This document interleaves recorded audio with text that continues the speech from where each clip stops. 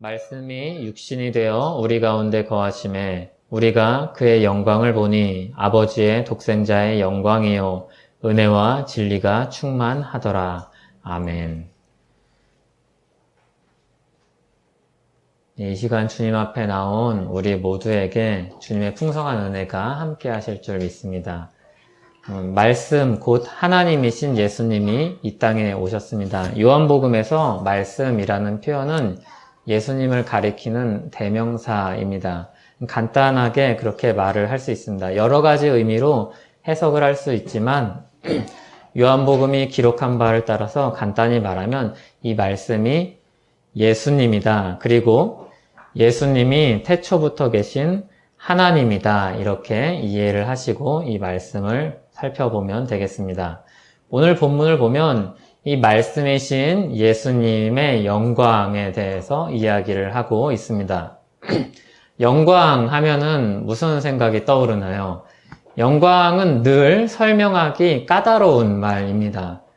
영광이라는 말 자체가 굉장히 다양한 의미를 담고 있기도 하고, 그리고 우리가 이것을 말로 풀어서 설명하기가 어려운 단어입니다. 영광이라는 말뜻을 사전에서 찾아보면 빛나는 영예 이렇게 이야기합니다. 그러면 영광도 어려운데 영예는 또 어려운 말이죠. 대단히 높은 가치나 평가를 받는 어떤 대상, 이런 식으로 이야기를 할 수 있습니다. 그런데 예수님이 가진 이 영광은 하나님의 영광입니다. 그래서 온 세상에 가장 높은 가치를 가진 영광이다, 이렇게 말을 할 수 있습니다. 그러니까 가장 높은 분, 가장 높은 평가를 받는 분, 그런 대우를 받기에 합당한 분이다, 이런 식으로 설명을 할 수 있을 것 같습니다. 그래도 이런 설명이 좀 와닿지 않을 수 있기 때문에 다른 예를 들어보면 테니스 선수가 어떤 대회에서 우승을 합니다. 우승을 하면 굉장히 영광스러운 일이죠. 좋은 일이죠. 그런데 우승도 동네 우승도 있고, 그리고 세계대회 우승도 있고, 이렇게 차이가 있을 겁니다. 어떤 대회를 석권했는가에 따라서 영광의 무게가 달라진다, 우리가 이렇게 말을 할 수 있습니다. 동네 대회에서 승리한 것도 대단한 영광이지만 세계대회에서 승리한 건 정말 대단한 영광이죠. 국제테니스연맹에서 인정하는 가장 권위 있고 역사적인 대회가 4개가 있다고 합니다. 물론 제가 다 조사를 해봤죠. 그걸 이제 메이저 대회라고 하는데, 메이저 대회 4개, 호주 오픈, 프랑스 오픈, 그리고 윈블던, 그리고 US 오픈, 이렇게 4개입니다. 이 4개 대회를 모두 우승하면 좀 더 복잡한 말들인데 간단히 우리가 흔히 그랜드 슬램 했다, 이렇게 얘기를 하죠.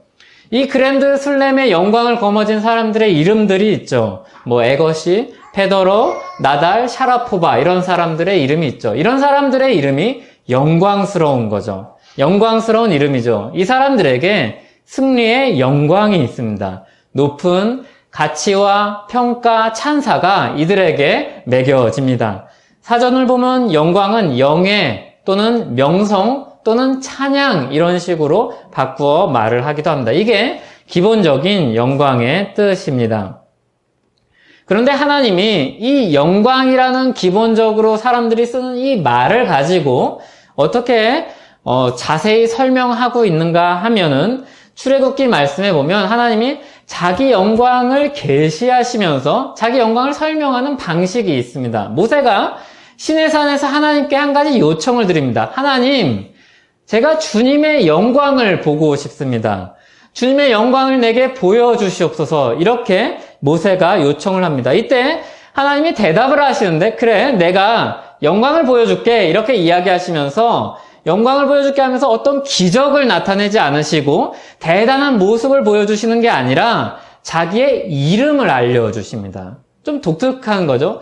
하나님의 영광을 계시해준다 하면, 자 봐라, 내가 이 바람도 다스리고 이 바다도 움직이고 저 산들이 내 명령에 따라서 얼마든지 움직일 수 있지, 내가 창조주 하나님이지, 이렇게 보여주실 수 있는데 그렇게 말씀하지 않으시고 그렇게 보여주시지 않으시고 자기가 누구이신지 우리에게 이름으로 계시를 해주십니다.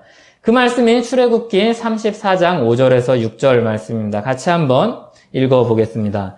여호와께서 구름 가운데 강림하사 그와 함께 거기 서서 여호와의 이름을 선포하실세 여호와께서 그의 앞으로 지나시며 선포하시되 여호와라 여호와라 자비롭고 은혜롭고 노하기를 더디하시고 인자가 진실이 많은 하나님이라. 아멘. 여호와라 여호와라 이야기합니다. 이건 앞에서 설명하신 말씀이기 때문에 따로 설명을 하지 않습니다. 스스로 존재하시는 분, 아무런 사람들의 도움 없이 스스로 설 수 있으신 분, 능력의 하나님이며 창조주 하나님이신 하나님이라고 두 번이나 강조해서 이야기합니다. 나는 아무도 의존해서 살지 않아도 되는 그런 스스로 존재하는 존재임을 이야기하십니다. 그러면서 그런 존재가 가지고 있는 성품이 무엇인지를, 그분이 가지고 있는 영광이 무엇인지를 더 구체적으로 말씀해 주십니다. 그 구체적으로 말씀해 주시는 게 무엇입니까? 자비롭고 은혜롭고 노하기를 더디하시고 인자와 진실이 많은 하나님이라. 이게 하나님이 가지고 있는 영광, 하나님이 가지고 있는 명성, 하나님이 가지고 있는 특별함, 하나님이 찬양받기에 합당한 다른 모든 것들과 차별되는 그런 하나님의 성품입니다. 하나님이 스스로 우리에게 계시하신 이 영광의 모습은 그래서 우리가 영광을 차지한다 이야기할 때처럼 누군가를 이기고 쟁취한 그런 영광이 아닙니다. 남이 하기 어려운 일을 해냈을 때 얻는 그런 영광도 아닙니다.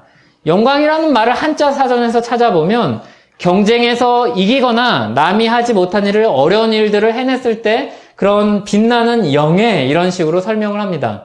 그런데 하나님의 영광은 그런 다른 사람들과 비교하여서 싸워서 이기거나 아니면 다른 사람들이 할 수 없는 것과 비교하여서 자신을 높이는 방식이 아니라 자기 스스로의 성품을 가지고 자기의 존재 방식을 가지고 자신을 높이는 겁니다. 나는 여호와다. 다른 사람들과 비교할 수 없는 그런 존재. 다른 사람들은 가지고 있지 않은 그런 존재를 가진, 영광을 가진 분이다. 이렇게 설명을 합니다. 스스로 계시며 누구와도 비교할 수 없는 독보적인 존재이다. 그래서 다른 사람들과 비교해서 얻는 영광, 그런 게 아니라 나 스스로를 통해서 나 스스로를 설명하는 방식 외에는 설명할 수밖에 없는 그런 영광을 가졌다고 이야기하십니다. 하나님은 스스로 존재할 수 있는 모든 조건을 갖춘 분입니다. 그의 지식은 홀로 존재하기에 충분하며 지혜도 충만합니다. 그리고 하나님이 가진 지식과 지혜를 사용할 수 있는 충분한 능력을 가지고 있습니다. 그러나 사람들에게는 이런 존재와 전혀 다르죠. 어떤 사람들은 똑똑한데 그것을 실제로 구현할 수 있는 능력이 없는 사람들이 있습니다. 어떤 사람들은 체격 조건이 아주 탁월한데 그 체격 조건을 가지고 탁월하게 사용할 수 있는 그런 두뇌를 가지고 있지 못한 사람들이 있습니다. 하지만 하나님은 지혜와 지식이 충만하시며 그 능력도 충만하셔서 이 모든 일을 이루어가기에 부족함이 없으신 스스로 계신 분입니다. 우리가 조금만 생각을 해보면 스스로 생존한다는 것이 굉장히 어려운 일이라는 것을 쉽게 알 수 있습니다. 그 어느 나라도 홀로 존재하는 자급자족하는 나라가 없습니다. 그래서 서로 협력하면서 살죠. 자원이 부족하든지 기술이 부족하든지 아니면 정치적인 안정성이 부족하든지 서로의 힘을 빌려서 살아가는 그런 나라들입니다. 그리고 그 어떤 회사도 어떤 조직도 모임도 홀로 모든 것을 다 갖추고 자생하는 경우는 없습니다. 그래서 우리가 무인도에서 살아남기가 그렇게 어려운 법이죠. 홀로 의식주를 해결한다는 것이 굉장히 어려운 것입니다. 게다가 사람은 그냥 생명만 부지한다고 해서 살 수 있는 존재가 아닙니다. 그것으로 만족하지 않습니다. 생명을 부지하고 거기에다가 뭔가 더 필요한 거죠. 이 생명을 나누면서 함께 할 수 있는 사람이 있어야 되고 그 안에서 내가 가지고 있는 여러 가지들을 누릴 수 있는 그런 문화적인 혜택과 그리고 여러 가지 그것을 함께 누릴 수 있는 관계들이 필요합니다. 예를 들어서 음악을 듣는다든지 미술을 감상한다든지 어떤 운동 경기를 한다든지 게임을 다른 사람들과 함께 한다든지 이런 게 우리에게 필요합니다. 타인이 필요하죠. 그런데 하나님은 그런 게 전혀 필요가 없으신 스스로 존재하시며 충만하신 하나님입니다. 이것이 하나님이 가지고 있는 영광이죠. 그런데 그렇게 스스로 존재하시는 하나님이 피조물을 향해서 호의를 베푸신다는 겁니다. 이게 피조물과 구별되는 하나님의 영광입니다. 자비가 많으신 하나님입니다. 인자가 풍성하신 하나님입니다. 우리에게 피조물에게 호의를 베풀어서 받을 것도 없고 받을 필요도 없는데 베푸시는 그런 하나님이시라는 뜻입니다. 마치 아기가 한번 웃는 모습 보고 싶어서 어른들이 재롱 피는 것과 같습니다. 하나님이 우리에게 받을 것 없는데 우리가 행복하고 기뻐하면서 사는 것을 너무나도 좋아하시기 때문에, 우리를 긍휼히 여기시고 우리에게 자비를 베푸는 것을 기뻐하시기 때문에 스스로 가지고 계신 그 인자하신 성품으로 말미암아서 우리에게 은혜를 베푸시는 하나님이십니다. 은혜의 근거가 우리에게 있지 않고 하나님 자신에게, 하나님의 성품에 있습니다. 그것이, 그런 은혜와 진리가 충만하신 하나님의 성품이 바로 하나님의 영광스러움입니다. 하나님의 영광스러움은 굉장히 독특하고 특별하죠. 하나님 외에는 가지고 있지 않은 그런 영광이죠. 하나님이 지으신 세상이 타락한 인간으로 말미암아 본래의 아름다움을 잃어버렸습니다. 우리가 경험하지는 못했지만 자기 자녀가 집을 나가는 것이 굉장히 가슴 아픈 일이고 애가 타는 일이죠. 그런데 하나님이 마치 자기 자녀가 집을 나간 것처럼 하나님을 배반하고 떠났습니다. 떠나고 대적을 합니다. 피켓을 들고 시위를 합니다. 은혜를 모르고 하나님을 대적하죠. 그런데 홀로 살겠다고 떠나갔는데 홀로 살 수 있는 능력이 없는 존재죠. 홀로 살고자 집을 박차고 나왔는데 돈이 없고 먹을 게 없는 겁니다.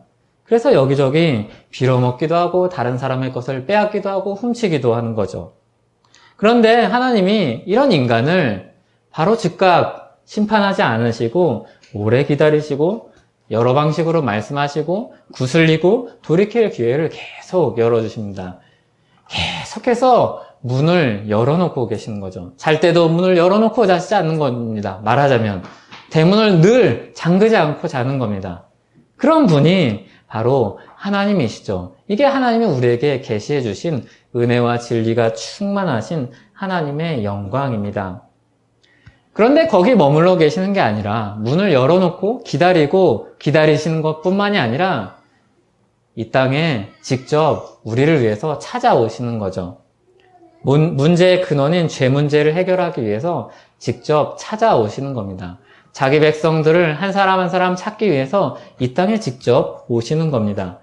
한 사람으로 오셔서, 온전한 사람으로 오셔서, 사람의 대표로 오셔서 모든 인간의 문제인 죄 문제를 짊어지고 십자가에서 죽으십니다. 모든 사람의 대표로서 자기 목숨을 버리십니다. 집 나간 자기 자식을 다시 돌아오게 만들기 위해서, 행복한 그 가정의 삶으로 돌이키기 위해서 하나님이, 신 예수님이 이 땅에 오시는 겁니다. 사실 그럴 필요가 없는 일이죠. 스스로 존재하고 타인의 도움을 받을 필요가 전혀 없는, 스스로 아무런 외로움도 느낄 필요가 없으신 그 분이 우리를 위해서 단 한 가지 이유로 은혜가 많으신 하나님이시기 때문에, 그 성품 때문에 우리를 위해서 이 땅에 오십니다. 오래 참으시고 노하기를 더디하시고 인자하심이 영원하신 그 성품 외에는 다른 필요가 없습니다. 그런데 그 성품으로 말미암아 이 땅에 우리를 위해서 오십니다. 다시 말하면 사람들을 사랑해서 그 인자한 성품을 베풀어서 우리에게 오시는 것이죠. 그분이 바로 예수님이십니다. 예수님이 이 땅에 오셔서 인자한 하나님의 그 충만한 성품을 어떻게 드러내는지 우리가 잘 알고 있습니다. 우리가 이제 이번 주에 읽을 말씀들인데, 요한복음 13장 1절에 보면 이렇게 말씀을 하고 있습니다. 6월절 전에 예수께서 자기가 세상을 떠나 아버지께로 돌아가실 때가 이른 줄 아시고 세상에 있는 자기 사람들을 사랑하시되 끝까지 사랑하시니라. 은혜가 풍성한 하나님이시죠. 인자하심이 많은 하나님이시죠. 그래서 끝까지 사랑하시는 분입니다. 이 끝까지 사랑하시니라, 이 말씀 뒤에 나오는 내용이 무엇인지 우리가 잘 알고 있습니다. 제자들의 발을 하나하나 씻기시죠. 그 발 중엔 가룟 유다의 발도 있죠. 정말 끝까지 기회를 주시고 계속해서 회유하시고 말씀하시고 돌이킬 기회를, 회개의 기회를 주십니다. 그리고 그들을 위해서 기도하십니다. 하나님 이들을 보전하여 주시옵소서. 하나님 이들을 거룩하게 하여 주시옵소서. 하나님 이들을 나와 그리고 우리와 하나가 되게 하여 주시옵소서 기도합니다. 그리고 가룟 유다가 데려온 무리에게 잡히던 밤이 왔습니다. 베드로가 칼을 들고 무리에게 대항을 하죠. 예수님이 베드로를 제지하십니다. 첫 번째 이유는 십자가의 길을 자신이 가셔야 되기 때문입니다. 그런데 또 다른 이유가 있습니다. 요한복음 18장 9절에 보면 하나님이 그에게 주신 자 중 하나도 잃어버리지 않기 위해서라고 말씀하십니다. 끝까지 사랑하셔서 자기 사람들을 하나도 잃어버리지 않기 위해서 이 일로 말미암아서 베드로가 대항하다가 혹여나 잃어버릴까봐 이런 일들로 말미암아 하나님의 그 역사에 뭔가 문제가 생길까봐 그렇게 하나도 잃지 않기 위해서 은혜가 풍성하신 하나님이 베드로를 막으시는 거죠. 베드로를 비롯한 다른 제자들을 잃지 않도록 하십니다. 그리고 십자가에 달려서 십자가에서 죽으시기 전에는 마리아를, 자기 어머니를, 육체의 어머니를 한 제자에게 부탁하십니다. 끝까지 사랑하시죠. 사실 거기서 달려있는데 누구를 돌아볼 겨를이 있습니까? 우리가 아플 때, 많이 아플 때 경험하는 거죠. 누구를 돌아볼 그런 여력은 없습니다. 나 자신이 제일 중요하죠. 내가 아픈 지금, 내 아픔, 내 고통, 어떻게 하면 내가 나아질까? 그게 제일 중요하죠. 그런데 예수님은 십자가에서조차도 다른 사람들을 살피고 그리고 돌보시는 모습을 우리가 보게 됩니다. 이와 같은 사건들이 인자하신 그런 예수님의 성품을 우리에게 너무나도 잘 보여주죠. 하나님의 영광에서 계시하신 그 성품이 예수님 안에서 아주 분명하게 나타나죠. 자비롭고 은혜롭고 노하기를 더디하고 인자와 진실이 많은 하나님 이 성품을 예수님에게서 우리는 분명하게 발견합니다. 출애굽기에서 인자와 진실이 많으신 하나님이다. 인자와 진실이 많으신 하나님이라는 이 말씀을 요한복음에서 가져와서 이렇게 했습니다. 은혜와 진리가 충만하더라. 인자와 진실이 많다. 이거를 은혜와 진리가 충만하다. 이렇게 바꾸어 쓰고 있습니다.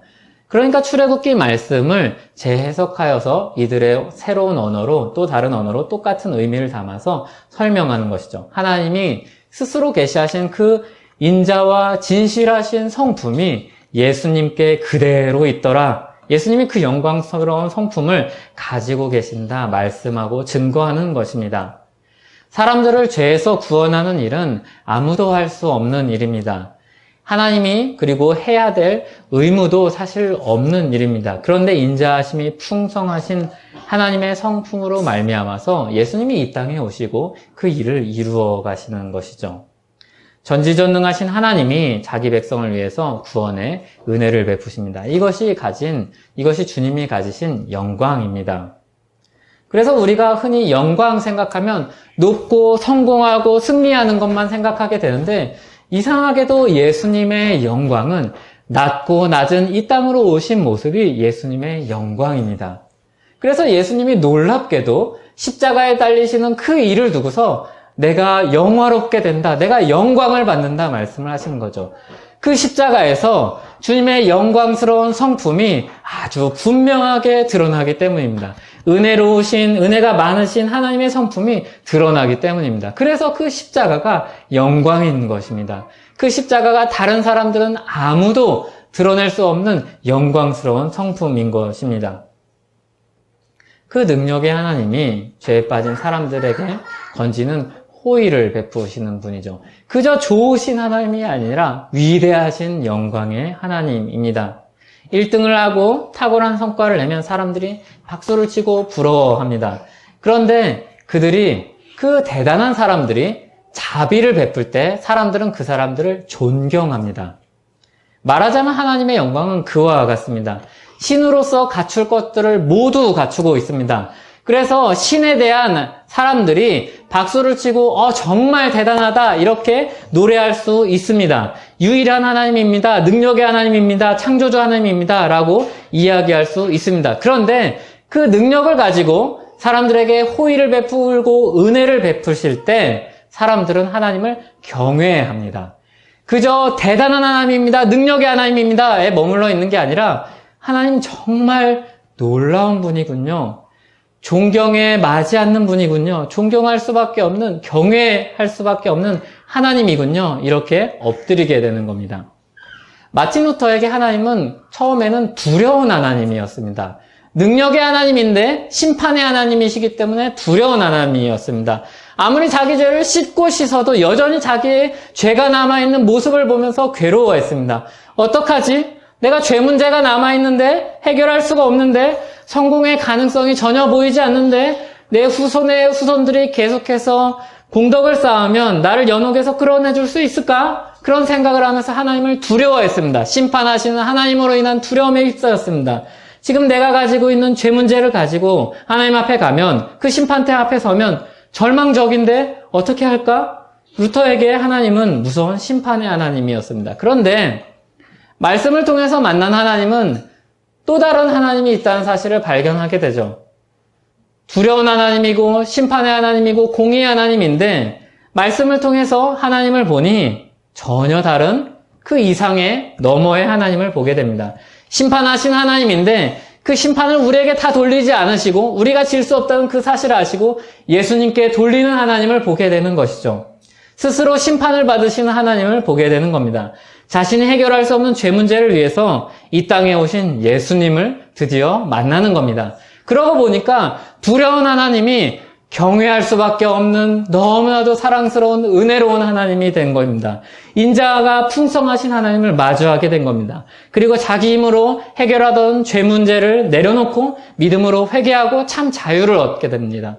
너무나도 자유롭죠. 그동안 얽매였던 죄 문제를 이제 하나님 안에서 다 해결을 받습니다. 루터에게 하나님은 이제 자비하신 하나님입니다. 두려운 하나님이 아니라 더 이상 자비하신 하나님이죠. 그렇다고 하찮거나 우습거나 또는 속이기 쉬운 하나님은 아니죠. 위대하고 위대하신 영광의 하나님입니다. 놀라운 하나님입니다. 그분의 인자하심이 보여진 영광으로 인해서 루터의 마음이 녹아내립니다. 주님의 백성들의 마음이 다 같이 녹아내리죠. 두려움이 경외심으로 변하게 됩니다. 그저 멀리하고 싶은 그 무서운 하나님이 아니라 너무나도 가까이 하고 싶은 사랑의 하나님, 인자가 많으신 하나님으로 변하게 되는 것이죠. 영광의 하나님이, 그 영광의 하나님이 이 땅에 오십니다. 자기 땅에 오시죠. 비교할 수 없는 지극히 높은 영광의 하나님이 이 땅에 오십니다. 그런데 이 땅에 오시는 모습이 놀랍게도 판파레와 천사의 군대와 경례 소리를 동원하지 않고 조용히 한 아기로 오십니다. 군대에서 장군만 와도 저 멀리 있는 위병소에 1km, 2km가 넘는 위병소에서 경례를 하는데 그 경례 소리가 다 들립니다. 온 부대를 쩌렁쩌렁 울립니다. 행사를 하면 계급에 맞춰서 팡파레를 울리죠. 계급이 높을수록 더 많은 팡파레를 오랜 시간 동안 울리죠.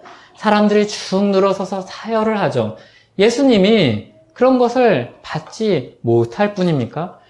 훨씬 더 큰 부대를, 천사의 부대를 보내서 모든 영광 가운데 오셔도 괜찮은 분이죠. 그런데 심지어 십자가 위에서도 그런 천사의 군대를 부르시지 않습니다. 한 사람으로, 한 아기로 오셔서 한 사람으로 죽으십니다. 모든 사람들에게 배신과 조롱을 받으면서 죽으십니다. 말씀이 육신이 되어서 이 땅에 오십니다. 영이신 하나님이 피조물의 모양으로 오십니다. 육체를 가진 존재로 오십니다. 하늘의 영광에서 낮고 천한 모습으로 내려오십니다. 여기 육신이라는 이 표현은 성경에서 흔히 사람들을 비하해서 쓸 때 쓰는 표현입니다. 타락한 인간 존재를 표현할 때 쓰는 육신, 육체 이런 존재입니다. 그래서 시편 78편 39절에 보면 하나님이 사람이 육체임을 기억하셨다. 이때 육체는 연약하고 타락한 존재를 이야기하죠. 이사야 40장 6절에 모든 육체는 풀이다. 말라버리는, 시들어버릴 수 있는 연약한, 잠깐 왔다 가는 풀이다. 이렇게 이야기를 합니다.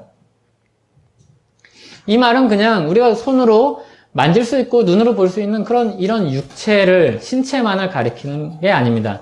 우리 신체, 우리 영혼, 천인격 존재 전부를 가리키는 말입니다. 한 가지 표현으로 육체라는 표현으로 인간 전 존재를 가리키는 말입니다. 하나님이, 영광의 하나님이 그런 피조물 사람으로 오십니다. 은혜와 진리가 충만하신 이 영광의 하나님, 바로 예수님으로 이 땅에 육신으로 오시는 것이죠. 우리를 그 인자한 성품으로 구원하시기 위해서 오신 하나님이 바로 예수님입니다. 예수님이 우리 가운데 육신으로 오셔서 그리고 우리와 함께 거하십니다. 이 땅에 오셔서 우리와 함께 거하십니다. 누가 그런 말을 했습니다. 한 사람이 들어오는 것은 우주가 들어오는 것과 같다. 그래서 거기에 누가 한마디를 보태서 한 사람이 어딘가로 들어온다, 어디에 소속된다는 것은 한 우주의 근심이 들어오는 것이다, 이렇게 이야기했습니다. 그래서 한 사람이 들어온다는 건 굉장히 복잡한 이야기다라고 말을 하는 것을 들었습니다. 우리는 그런 경험을 다양한 방식으로 하게 됩니다. 그 중에 한 경험은 바로 결혼입니다. 결혼은 한 우주가 만나서 같이 살겠다고 하는 약속입니다. 그러니까 놀라운 사건이죠. 한 우주와 같이 살겠다고 하니까, 다른 우주인데 같이 살겠다고 하니까 굉장히 놀라운 삶 전체를 뒤흔드는 경험입니다. 그게 긍정적인 쪽으로 흘러갈 때도 있고 부정적인 쪽으로 흘러갈 때도 있습니다. 보통 이 두 가지가 공존하고 교차합니다. 그래서 아주 좋으면서도 힘든 게 결혼 생활이라고 할 수 있습니다.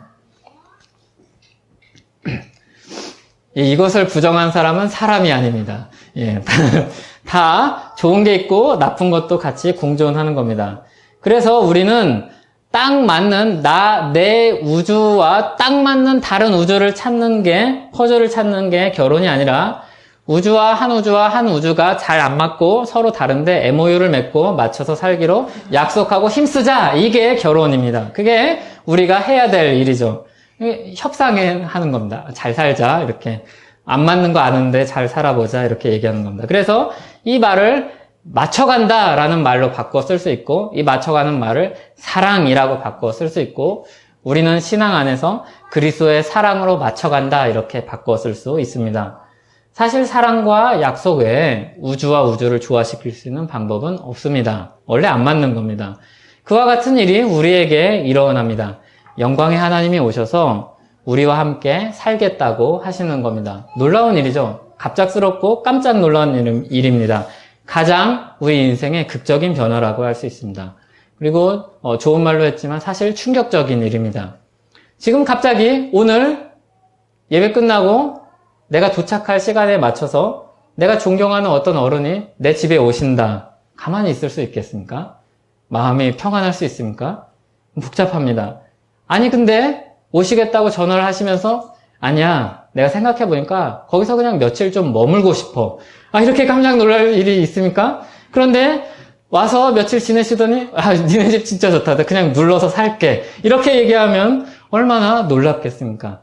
예수님이 우리에게 오신 것은 마치 그와 같죠. 그런 말씀을 하는 거죠. 말씀이 육신이 되어 우리 가운데 거하심에, 여기 거하신다는 말은 텐트 친다는 겁니다. 장막을 친다는 의미입니다. 텐트를 치고 함께 산다는 이야기입니다. 우리와 더불어 산다는 이야기입니다. 주님이 그렇게 우리에게 훅 들어오셔서, 문을 갑자기 열고 들어오셔서 어둠을 몰아내고 환한 빛으로 비춰주시는 거죠. 우리 죄를 밀어내고 거룩으로 도배를 하십니다. 장판도 새로 깔고 그리고 창틀도 바꾸고 전면 개조를 하십니다. 그래서 새로운 집이 되니까 좋은데 괴롭습니다. 새로운 집이 돼서 좋은데 공사하는 동안 어디 갈 데도 없고 공사 현장에서 먼지 마시면서 그걸 봐야 되니까 힘든 겁니다. 새로운 집이 된다는 그 소망을 보니까 좋은데 지금 공사하고 있는 중에는 너무 힘이 드는 겁니다. 솔로이스트라는 실화를 바탕한 영화가 있습니다. 좀 오래된 영화인데 로버트 다니어 주니어와 아이언맨으로 유명한, 그리고 제이미 폭스가 주연을 했습니다. 스티브 로페즈라는 기사 소재를 찾아다니는 한 사람이, 저널리스트가 거리에서 노숙자인 나다나엘이라는 사람을 우연히 만납니다. 그런데 지금은 노숙자인데 본래 줄리아드 출신의 천재 음악가이죠. 첼리스트죠. 그런데 정신병을 앓고 있는 겁니다. 로페즈가 이 사람을 취재하면서 점점 가까워집니다. 그리고 이 사람을 돕고 싶어 합니다. 새로운 삶을 주고 싶어 합니다. 이 사람이 가지고 있는 재능에 걸맞는 평안을 주고 싶어 합니다. 그런데 기존의 삶의 방식을 버리는 게 여간 어렵지 않죠. 그래서 어느 날은 로페즈가 나다나엘과 함께 길거리에서 누워서 더럽고 쥐가 득실거리는 길거리에 누워서 이야기를 하기도 합니다. 평범한 사람도 그렇게 삶을 바꾼다는 것이 어려운데 이 사람은 정신적인 문제를 가지고 있습니다. 좋은 집을 구해줬는데 화를 내고 못 살겠다고 하고 머물러 있지를 못합니다. 성공할 기회를 주는데 문제를 일으키고 그것을 잡지를 못합니다. 나다나엘은 로페즈가 베푼 호의 때문에 마음을 열고 그를 아주 잘 따랐습니다. 친구라고 여겼습니다. 그리고 로페즈가 나다나엘 자신의 너는 내 신이야 라고까지 이야기합니다. 그런데도 온전히 순종하지 않죠. 자기가 평소 살던 삶에서 벗어난 삶으로 자기를 자꾸 끌어갈 때마다 나 강요하지 마, 나 데려가지 마, 나 그냥 여기 있을래 이야기합니다. 변화가 있지만 굉장히 미미하고 더디고 희망이 없어 보일 때가 참 많이 있습니다. 그래도 계속된 로페즈의 헌신으로 신실하게 베푸는 호의로 인해서 나다나엘이 행복을 찾아갑니다. 이 모습은 하나님이, 예수님이 우리와 함께 거하시면서 우리를 거룩하게 만들어가는 모습과 같죠. 하나님이신 예수님이 오셔서 우리와 함께 사시는 일이 이와 같죠. 우리에게 은혜를 베푸시고 새 삶을 주시니까 너무 좋습니다. 천국 간다니까 너무 좋죠. 하나님의 자녀가 되는 권세를 주셨다니까 너무 좋죠. 그런데 거룩한 삶으로 나아가는 과정이 그냥 한밤 자고 일어나면 그냥 번쩍 되는 일이 아닙니다. 그렇게 끝나는 일이 아니죠. 구원의 선언과 확증은 예수 그리스도를 믿을 때 주어지지만 그 안에서 변화가 되어는 일은 시간이 걸리고 순종도 요구됩니다. 아픔이 있죠. 뼈를 깎는 아픔이 있습니다. 삐걱거리고 아프고 때론 눈물이 납니다. 하고 싶은데 잘 되지 않는 현실 때문에 괴롭습니다. 어려운 현실 앞에서 눈물이 날 때도 있습니다. 내가 믿는 건 분명한데, 내가 쫓아가는 것은 확실한데, 내가 가고자 하는 방향성은 분명하고 내가 믿고 있는데 이게 내 현실에서 잘 이루어지지 않기 때문에 괴로운 거죠. 때로는 이거 허상이 아닌가, 때로는 내 소망이 그냥 나중에 주어지는 그냥 그런 것만은 아닌가, 오늘 나의 현실은 그냥 너무나도 멀리 있는 그런 것이 아닌가라고 생각이 들 때가 있습니다. 하지만 말씀은 우리에게 이야기해주고 있죠. 성경은 주님이 이 땅에 오셔서 우리와 함께 거하시며 우리와 함께 사시며 우리를 계속해서 주님의 거룩한 그 빛으로 인도하고 계심을 우리에게 계속해서 얘기하고 있습니다. 그 일을 위해서 하나님이신, 영광의 하나님이신 예수님이 육신이 되어 오셨고 우리와 함께 하신다 우리에게 이야기합니다. 영광의 하나님이 어두운 우리 삶에 오셔서 우리를 살리십니다. 우리를 끌어안으십니다. 어둠을 내어 쫓으십니다. 빛으로 나아가게 하십니다. 성탄절을 우리가 앞두고 있습니다. 주님이 이 일을 위해서 이 땅에 오셨습니다. 한 아기로 우리를 위해서 오셨죠. 영광의 하나님이 우리를 구원하기 위해서 이 낮고 낮은 자리로 오셨습니다. 주님이 오신 이 이유를 기억하고 그 주님의 성품을 다시 한번 되새기면서 주님과 함께 하는 이 복된 삶을, 행복한 삶을 전하고 찬양하는 저와 여러분이 되기를 원합니다. 이것은 앞서 이야기했듯이 결혼생활처럼 너무 좋으면서도 너무 괴로운 일일 것입니다. 하지만 우리의 종착역은 하나님이 정해 놓으셨습니다. 참 소망이요 아름다운 결론으로 우리는 분명히 마치게 될 것입니다. 이게 하나님이 우리 안에서 시작하시며 이루어 가시는 그 선하시고 새로운 일입니다. 같이 기도하겠습니다. 하나님 감사합니다. 영광의 하나님이 우리를 위해서 이 낮고 낮은 땅으로 오셨습니다. 한 아기로 오셨습니다. 우리가 그 일을 기억하고 감사하며 주님을 찬양하고 높입니다. 또 주님을 쫓아서 거룩한 삶으로 나아가길 원합니다. 우리 삶을 보살펴 주시는 하나님, 우리와 함께 하신 하나님, 예수님, 우리를 이끌어 주시옵소서. 주님의 그 고귀한 삶으로 인도하여 주시옵소서. 예수님의 이름으로 기도하옵나이다.